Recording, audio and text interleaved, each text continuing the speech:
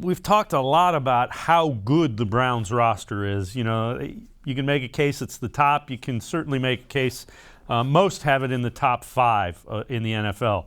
What's even more impressive is it is the 4th youngest roster in the NFL. So New York Jets average age 25.132 years, Detroit 25.170, Carolina 25.245, and the Browns 25.264.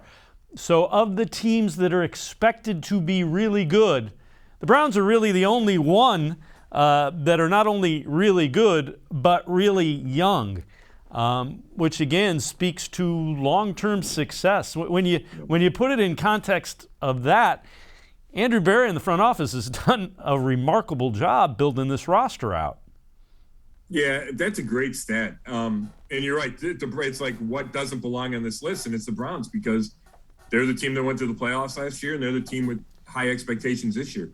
So I do think that speaks to Andrew Berry and Paul DePodesta and the front office for putting together this roster. And they do it with the dual focus, right? How do we win now? How do we build this long term so we can win down the road? Obviously, it helps to have kept all 15 of the draft picks from the last 2 years, right? That would drag down the average age of the roster. But those guys are on the roster. So, and if you look at it, like I did something this week where they asked me, okay, who could you see is kind of reaching an age where they take a step back this year? And there's not a lot of candidates from an age perspective. You know, maybe J.C. Treader because he's dealing with injuries or has dealt with injuries. Okay, I could maybe see that.